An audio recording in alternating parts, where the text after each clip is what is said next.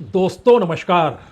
White house की धड़कनें इसलिए बढ़ी हुई है कि ईरान के साथ युद्ध में फंसते फंसते उस मुहाने पर अमेरिका खड़ा हो गया जहां वेस्ट एशिया में इजराइल की ताकत खत्म होती सी नजर आने लगी है।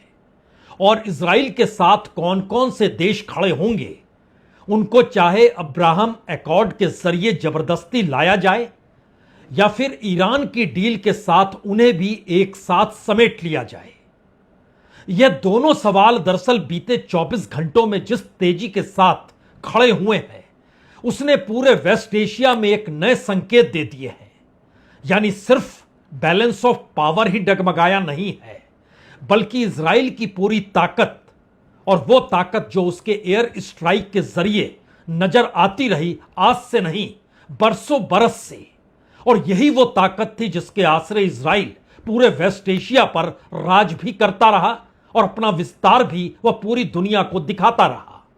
उसकी ताकत सेना के उस हिस्से से जुड़ी थी जहां भेद पाने में उसे दुनिया के किसी भी देश में कोई दिक्कत होती नहीं थी। लेकिन कल पहली बार ऐसा लगा कि इजराइल, उसके मारक जहाज कोई मायने नहीं रखते हैं अगर रशिया के पास जो टेक्नोलॉजी है और ईरान के साथ उसने जो गुप्त समझौते कर लिए हैं, उसके बाद ईरान चाहकर भी तेहरान पर हमला कर नहीं सकता है। और ध्यान दीजिए कल रात हुआ क्या। अमेरिका ने दक्षिणी ईरान के बंदर अब्बास इलाके पर हमला किया। एक दो नहीं, 400 से ज्यादा मिसाइलें दागी गई। हिजबुल्लाह ने इजराइल पर हमला किया। सोमालिया ने खुले तौर पर चेता दिया कि दरअसल रेड सी के इलाके से अब किसी भी इजरायली जहाज को गुजरने नहीं दिया जाएगा। ईरान ने सुबह होते होते यह संकेत और चेतावनी वाशिंगटन को दे डाली कि उसके जो युद्धक जहाज नाकेबंदी के लिए खड़े हैं वो निशाने पर आ जाएंगे, क्योंकि कल रात उसने सीज फायर का उल्लंघन किया है और हमले किए गए हैं। 400 मिसाइलें दागी गई, नुकसान हुआ है।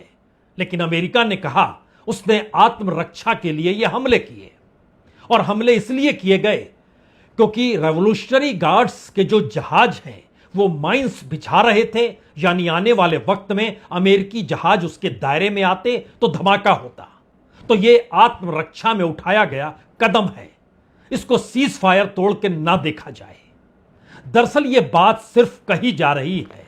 हकीकत के तौर पर पहली बार बैलेंस और पावर मिडिल ईस्ट में शिफ्ट होते हुए साफ दिखाई देने लगा है, क्योंकि इजराइल जिस सबसे बड़े हमले की तैयारी कर रहा था वह भी अमेरिका के साथ मिलकर, कल ट्रंप या कहें अमेरिका की तरफ से तो हमला हुआ बंदर अब्बास के इलाके में, लेकिन दूसरी तरफ रशिया ने अपने इनविजिबल लाइंस जो आकाश के भीतर होते हैं वो बहुत ही कड़क रुख के साथ उसने स्थापित कर दिए।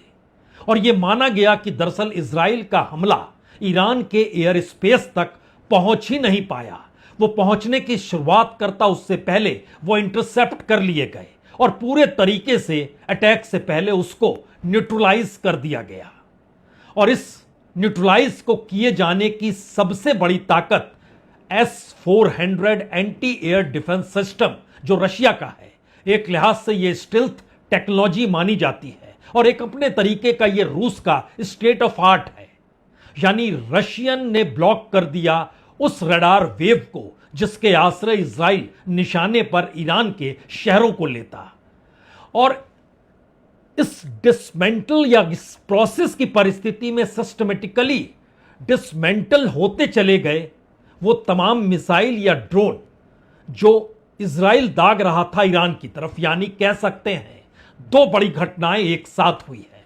पूरा वेस्टर्न इंटेलिजेंस फेल हो गया, जो अभी तक ताकत के साथ इजराइल के साथ खड़ा था, और इजराइल की ताकत जो आसमान से बरसाती थी मिसाइलों को या बमों को, वह भी बरसा पाने में सक्षम हो नहीं पाई। तो इसे सिर्फ ग्लिच के तौर पर पहली बार ना तो तेल अवीव देख रहा है और ना ही वाशिंगटन मान रहा है। दोनों ये जान चुके हैं कि रशियन टेक्नोलॉजी की सुपरमेसी इस दौर में इजराइल की सुपरमेसी से कई कदम आगे है। यानी बात सिर्फ इजराइल के मिलिट्री स्ट्रेटजी के फेल होने की नहीं है, बल्कि जो एक्सेस होता है एयर डिफेंस को लेकर और वो भेदते चला आ रहा था इजराइल अभी तक, वहां पर रशियन डिफेंस सिस्टम जब खड़ा हो गया तो जो इजराइल की अल्टीमेट ताकत एयर सुपरमेसी की थी और कोई उसे तोड़ नहीं पा रहा था, कल उसको रशिया ने खत्म कर दिया। यानी रूस ने सीधा मैसेज इजराइल को और अमेरिका दोनों को दे दिया कि अब तेहरान का एयर स्पेस जो है वो रशियन फेडरेशन ऑफ के प्रोडक्शन में है, यानी उसके संरक्षण में है। तो वेस्ट के जो भी लड़ाकू विमान, वो तमाम विमान जिनके जरिए अमेरिका यह सोचता रहा कि वो हमला करके ईरान को तबाह कर सकता है, वो क्या एक झटके में यूजलेस हो गए। और ईरान और रशिया के बीच जो गुप्त रूप से समझौता हुआ है, उसमें ईरान के सामने अब इजराइल की मिलिट्री स्ट्रेंथ भी कोई मायने नहीं रखती है। यानी जिस सुरक्षा और जिस रक्षा के आश्रय अभी तक इजराइल की चमक थी, वो दरअसल सुरक्षा खामी में तब्दील तो नहीं हो गई। एयर सुपेरिटी जो इजराइल की थी, वो रशियन टेक्नोलॉजी के सामने कमजोर तो नहीं हो गई। और वो इजराइल जो एक आइसोलेटेड नेशन के तौर पर है, यानी अलग थलग खड़ा है, खास तौर से जो फिलिस्तीन में हुआ, जो गाजा में हुआ, और उसके बावजूद भी खाड़ी देश उसे मान्यता देते नहीं है। इसीलिए अब्राहम एकॉर्ड अमेरिका ने बनाया और खाड़ी देशों समेत दूसरे उन तमाम देशों पर दबाव डाला कि आप इस पे समझौता कर दीजिए। यानी अमेरिका को भी समझ में आ गया कि इजराइल की ताकत अगर ईरान डील के साथ खत्म हो जाएगी और उसको कोई मान्यता नहीं देगा, तो अमेरिका की एंट्री वेस्ट एशिया के भीतर बंद हो जाएगी। और जिस बात का जिक्र ईरान खुले तौर पर कर रहा है और खाड़ी देशों को चेता रहा है कि अब आपकी रक्षा अमेरिका नहीं कर पाएगा, यानी जो उसके अपने सैनिक अड्डे, जो 13 बड़े अड्डे काम कर रहे थे, वो सभी तो इस युद्ध में तबाह हो गए। और जिस आयरन डोम का जिक्र होता था कि भेद नहीं कोई पाएगा, तो उसको ईरान ने पहले ही भेद दिया। और नई परिस्थिति रशिया के जरिए ईरान को सुरक्षा के तौर पर खड़ी हो गई। तो क्या इसीलिए इजराइल को मान्यता दिलाने के लिए अमेरिका ने अब्राहम एकॉर्ड सामने लेकर आए और कहा अगले 48 घंटों में आपको इस पे हस्ताक्षर करने होंगे। कौन कौन से देश हैं जिनको हस्ताक्षर के लिए कहा गया? सऊदी अरब, कतर, पाकिस्तान, तुर्की, मिस्र, जॉर्डन, बहरीन, यूनाइटेड अरब अमीरात। यानी ध्यान दीजिए, तो सिर्फ यूनाइटेड अरब अमीरात ही या यूएई है जो इजराइल के निकट है और मूल रूप से वो हस्ताक्षर करने वाला है। और उस पर यह दबाव बनाया गया है कि आप बाकी दूसरे देशों को लेकर भी आए। लेकिन जो जानकारी आ रही है उसमें सऊदी अरब और पाकिस्तान ने खुले तौर पर मना कर दिया कि हम अब्राहम एकॉर्ड पर साइन नहीं करेंगे। दरअसल अब्राहम एकॉर्ड के नाम पे मत जाइए। मसला यह है कि इजराइल को मान्यता चाहिए। ईरान के साथ अगर अमेरिका डील कर लेता है तो इजराइल की महत्ता बची रहे या ना बची रहे, या फिर आने वाले वक्त में वह विश्व के मानचित्र से कहीं गायब तो नहीं हो जाएगा, यह डर भी व्हाइट हाउस के भीतर समाया हुआ है। और अगर संबंधों के लिहाज से देखें तो सऊदी अरब के इजराइल के साथ कोई राजनयिक संबंध तक नहीं है, मान्यता तो दूर की बात है। कतर हमास का राजनीतिक ब्यूरो का वो मेजबान रह चुका है, यानी बातचीत की डील में कतर में ही हमास के तमाम लीडरान पहुंचे और बातचीत करते हैं। वो कैसे मान्यता दे सकता है इजराइल को? पाकिस्तान, उसने कभी इजराइल को मान्यता दी ही नहीं है। वहां पर जो भी नेता इजराइल को मान्यता देगा वो एक झटके में राजनीतिक तौर पर खत्म हो जाएगा। तुर्की नाटो का सदस्य है, लेकिन ध्यान दीजिए, जब इजराइल गाजा में अभियान चला रहा था तो फिर युद्ध अपराधी के तौर पर तुर्की ने कहा था इजराइल वार क्रिमिनल है। मिस्र 1979 में इजराइल के साथ शांति संधि तो स्थापित हुई, लेकिन ऐसी संधि नहीं हुई जिसमें वो इजराइल को मान्यता दे दे। और यही स्थिति जॉर्डन की है। 94 में उसने शांति संधि स्थापित की, लेकिन नॉर्मलाइज या नॉर्मल सिचुएशन इजराइल के साथ आज तक उसके नहीं है। बहरीन 2020 में हस्ताक्षर जरूर किए थे, लेकिन नॉर्मल सिचुएशन नहीं है। यानी 8 में से 7 देश इजराइल के साथ संबंध बढ़ाने, निभाने और मान्यता देने की स्थिति में नहीं है। और ध्यान दीजिए, उसके 24 घंटे पहले अमेरिकी राष्ट्रपति ने क्या लिखा? ट्रुथ सोशल पर लिखा कि अमेरिका द्वारा इस बेहद जटिल पहेली को सुलझाने के लिए जो किए जा रहे तमाम प्रयास हैं, उसमें यह अनिवार्य होना चाहिए कि किसी भी देश को कम से कम एक साथ, यानी उस हर देश को जो इस डील में कहीं ना कहीं शामिल है, उसमें पाकिस्तान भी है, तुर्की भी है, मिस्र भी है, सऊदी भी है, यूएई भी है, खाड़ी के बाकी देश भी हैं, सबको अब्राहम समझौते पर हस्ताक्षर करने पड़ेंगे। एक लिहाज से हर देश अपनी घरेलू राजनीति में भारी कीमत क्या चुकाने के लिए तैयार बैठा है? शायद नहीं। और अमेरिका को इसी बात का डर है। और दूसरा बड़ा डर है कि वो अगर खाड़ी देशों को सुरक्षा ना दे पाए, या सुरक्षा जो अभी तक दे रहा था और खाड़ी देश उससे इनकार कर दें, तब वो क्या करेगा? यही वजह है कि बीते 48 घंटों में 3 बार अमेरिकी राष्ट्रपति ने खाड़ी देशों की सुरक्षा को लेकर, उनके साथ निकट संबंधों को लेकर और ईरान के साथ होने वाली डील में खाड़ी देशों को अपने साथ खड़े करने का बाखूबी प्रयास किया, बयान दिए, भाषण दिए, पत्रकारों के सवालों का जवाब दिया, कुछ इस अंदाज में कहा भी। I want to thank our allies in the Middle East, Israel, Saudi Arabia, Qatar, the UAE, Kuwait, and Bahrain. They've been great, and we will not let them get hurt or fail in any way, shape, or form. अमेरिकी राष्ट्रपति कहें कुछ भी, लेकिन यह सवाल पूरी दुनिया के सामने है। अगले 48 घंटों में क्या होगा? क्या अमेरिका के साथ पूरा वेस्ट एशिया इजराइल को मान्यता दे देगा? क्या अमेरिका के साथ और उसके सैनिक अड्डों को दोबारा से खाड़ी देशों में मान्यता मिल जाएगी? और जो हमला कल रात अमेरिका ने किया दक्षिणी ईरान के हिस्से में, क्या उसका जवाब देने के लिए अब ईरान तैयार है? क्योंकि रेवोल्यूशनरी गार्ड ने खुले तौर पर कहा है अब अमेरिकी युद्धपोत भी बच नहीं पाएंगे। उनके ड्रोन पर भी ईरान की मिसाइल दागी गई है। यह मैसेज है कि अगले 48 घंटे सिर्फ व्हाइट हाउस के फैसले का इंतजार नहीं कर रहे हैं, बल्कि नया सवाल यह है कि वर्ल्ड इकोनॉमी के सामने कौन सा संकट आएगा, ग्लोबल एनर्जी को लेकर किस तरीके से संकट बढ़ेगा। क्योंकि इन सब के बीच सोमालिया ने भी खुले तौर पर कह दिया वो अब जो बाब अल मंदाब का स्ट्रेट है, यानी रेड सी के इर्द से होकर गुजरता है, वहां पर अब इजरायली जहाजों की आवाजाही होने नहीं दी जाएगी। नक्शे पर एक क्षण के लिए देखिए हम किस हिस्से की जिक्र कर रहे हैं।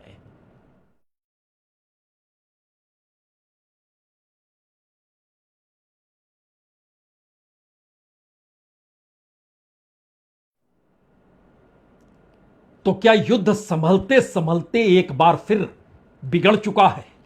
दुनिया जिस राहत को महसूस करना चाहती थी उससे हटकर परिस्थितियां कहीं नाजुक हो चली है। और अगले 48 घंटों में वो शेयर बाजार हो, वो एनर्जी क्राइसिस हो, ग्लोबल इकोनॉमी का संकट हो, या फिर अमेरिकी फैसले का इंतजार, या फिर उससे पहले ही ईरान के रेवोल्यूशनरी गार्ड्स किस तरीके का हमला करते हैं। क्योंकि जो हमला हुआ है वो दरअसल नौसैनिक अड्डा एक लिहाज से ईरान का है, और जहां पर हमला हुआ है वहां पर रेवोल्यूशनरी गार्ड के ही जहाज जो नौसैनिक अड्डों पर खड़े थे, जो माइंस बिछा रहे थे या फिर सुरक्षा दे रहे थे, या फिर होमर्ज रोड से गुजरने वाले जहाजों से वसूली कर रहे थे। आप जो भी कहिए, लेकिन जो परिस्थिति कल रात नजारे के तौर पर नजर आई, जो मिसाइलें दागी गई और जिस तरीके से वहां पर जमीन पर सिर्फ और सिर्फ आग और धुआं ही नजर आ रहा था, उसके बाद 3 सवाल बड़े हो गए। रेवोल्यूशनरी गार्ड ने सीधे तौर पर कहा हम माइन नहीं बिछा रहे थे, और कैंटम कह रहा है, यानी सेंट्रल फोर्स जो अमेरिका की है, वो कह रही है कि हम माइंस बिछा रहे थे, इसीलिए उन्होंने हमारे वेसल्स पर हमला किया है। तो अब वो सचेत हो जाए। ये सीज फायर तोड़ने की स्थिति है और अब हमारे टारगेट पे अमेरिकी जहाज है।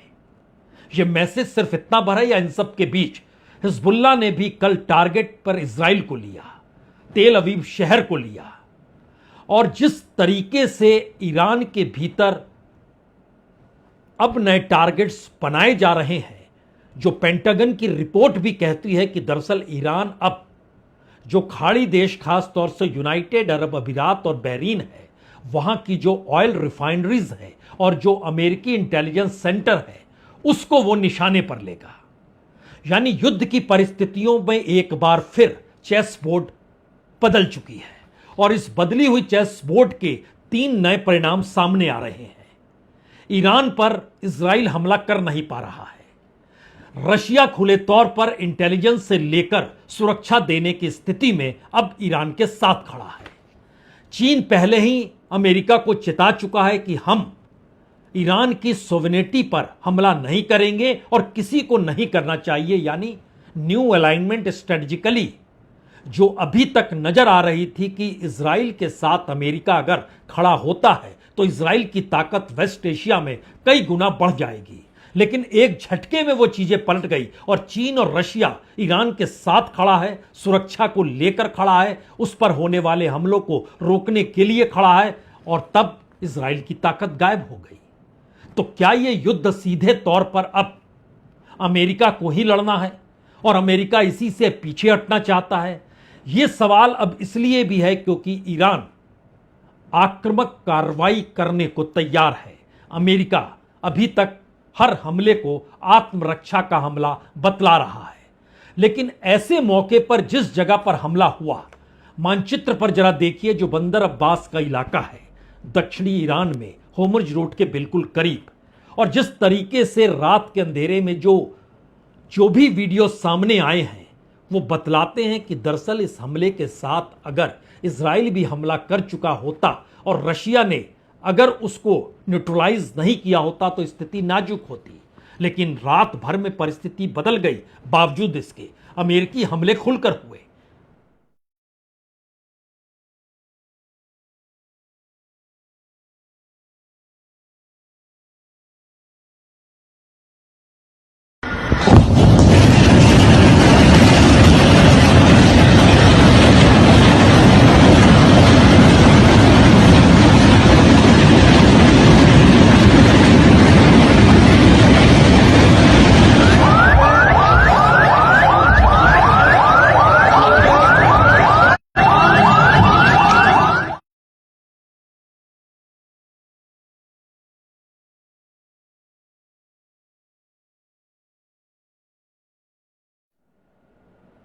यह हमला हुआ, लेकिन अमेरिका इसे हमला नहीं कहता है, वो कहता है आत्मरक्षा।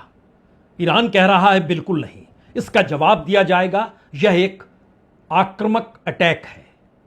तो क्या युद्ध दोबारा युद्ध की तब्दील हो जाएगा? क्योंकि अमेरिकी राष्ट्रपति कह रहे हैं कि अगले 48 घंटों के भीतर ईरान के साथ डील नहीं हुई तो फिर युद्ध होगा, और ईरान कह रहा है युद्ध होगा, हम तो तैयार बैठे हैं और हम इस बार कहीं ज्यादा मजबूती के साथ खड़े हैं। पेंटागन की रिपोर्ट भी यही बतला रही है। वाशिंगटन के भीतर भी यह सवाल बड़ा है और व्हाइट हाउस के भीतर भी यह सवाल है, क्या इस युद्ध की शुरुआत इजराइल को लेकर हुई और अब युद्ध का अंत भी इजराइल को मान्यता दिलाने के इर्द गिर्द ही लगातार रेंग रहा है? क्योंकि इजराइल को अगर मान्यता नहीं मिलती है तो अलग थलग पड़ा इजराइल वाकई दुनिया के मानचित्र पर आने वाले वक्त में कैसे टिकेगा, यह सवाल है। यह सवाल इसलिए है क्योंकि चीन का जो आर्थिक विस्तार है वो खाड़ी देशों तक तो पहुंच गया, वेस्ट एशिया में भी उसने पांव फैला लिए। ईरान के साथ उसके डिप्लोमेटिक नहीं बल्कि इकोनॉमिक रिलेशंस बहुत मजबूत हैं। सही मायने में इजराइल ही बाधा है क्योंकि वह अमेरिका के साथ खड़ा है, वह अमेरिका पर निर्भर है और अमेरिका भी कुछ हद तक वेस्ट एशिया में कदम रखने के लिए इजराइल पर निर्भर है। और अब जब रशिया ने इजराइल के हमले को रोक दिया तो एक नया त्रिकोण बन चुका है, ईरान, रशिया और चीन का। और मुश्किल यह है इस वक्त, अगर सीज फायर और डील की दिशा में व्हाइट हाउस नहीं बढ़े तो क्या करे? और यही वजह है कि ट्रंप अपने सपने को तार तार होता हुआ नहीं देखना चाहते हैं। वो चाहते हैं डील हो जाए और मिडिल ईस्ट का जो सपना है जिसमें इजराइल को मान्यता भी मिले और वो मजबूती के साथ खड़ा भी रहे, पहली बार उस इजराइल से समझौता करने के लिए सऊदी अरब भी तैयार नहीं है। वो खुले तौर पर कह रहा है कि फ्री फिलिस्तीन स्टेट को वो मान्यता देता है। पाकिस्तान की अंदरूनी राजनीति भी फिलिस्तीन से हटकर नहीं है और इजराइल को वो मान्यता दे नहीं सकती है। यानी जो मध्यस्थता कर रहे थे देश, अमेरिका चाहता है कि जब डील हो तो मध्यस्थता करने वाले देश भी उसमें शरीक हो, उनका भी हस्ताक्षर हो और वही हस्ताक्षर ईरान के साथ उस डील को इंप्लीमेंट करा दे, जिसके बाद इजराइल की महत्ता वेस्ट एशिया में बरकरार रहे। यानी एक बार फिर यह बात खुले तौर पर उभर चुकी है कि दरअसल इजराइल के लिए अमेरिका की मौजूदगी वेस्ट एशिया में युद्ध के बीच है। खाड़ी देशों के सामने यह मैसेज आ चुका है। वह जिस सुरक्षा का जिक्र अमेरिका करता था उससे सुरक्षा हो नहीं पाई, तो भविष्य में उन्हें कोई निर्णय लेना ही पड़ेगा। खाड़ी देशों के भीतर जो सऊदी अरब और यूनाइटेड अरब अमीरात अपनी इकोनॉमी को लेकर, तेल की इकोनॉमी को लेकर टकराते थे, ओपेक से जैसे ही यूएई बाहर हुआ, अब वो टकराव भी चरम पर है।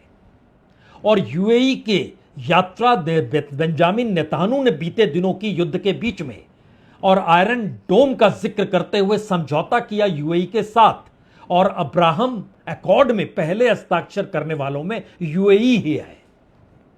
तो खाड़ी देश के भीतर भी एक मोटी लकीर यूएई और सऊदी अरब तक जो सीमित थी, अब उस दायरे में यूएई और बहरीन को एक तरफ खड़ा करती है और दूसरी तरफ सऊदी अरब और बाकी देशों को खड़ा करती है। इस नई परिस्थिति के बीच ही शायद इसीलिए अमेरिका बार बार अब भी यह कहने से चूक नहीं रहा है, कल रात की घटना के बावजूद भी डील तो हो जाएगी। और बाकायदा अमेरिका के विदेश मंत्री जो भारत के दौरे पर है, दिल्ली में मौजूद है, आज क्वाड की बैठक हो रही है, जब उनसे यह सवाल पूछा गया, उन्होंने कहा बिल्कुल हमें लगता है डील हो जाएगी। Like anything with something like this, it's going to take a couple days to settle on, even down to the disagreements over a word, sentence. So we'll have to work. जिस वक्त Marco Rubio ये बयान दे रहे थे कि deal हो जाएगी और हम अभी भी आशान्वित हैं, उसी समय ईरान के सुप्रीम लीडर मुस्तफा खामनेई का बयान आया कि अब खाड़ी देशों को यह सोचना होगा, अमेरिका उन्हें सुरक्षा नहीं दे सकता है, तो उन्हें निर्णय लेना चाहिए कि अमेरिका के सैनिक अड्डों को खाड़ी देश जगह दे या ना दे। इन दो परिस्थितियों के बीच का सच तो यह है कि पूरी दुनिया तीन बातों का इंतजार कर रही है। बीते 24 घंटों में जो हुआ और आने वाले 48 घंटों में जो होगा, या तो डील होगी या नहीं होगी, लेकिन उसके दायरे में तीन बातें महत्वपूर्ण हैं। पहली बात तो यही है कि क्या इजराइल को खाड़ी देश मान्यता दे देंगे, राजनयिक संबंध बना लेंगे, उसकी मौजूदगी फिलिस्तीन और गाजा को लेकर जो इससे पहले हुई सब कुछ भूल जाएंगे।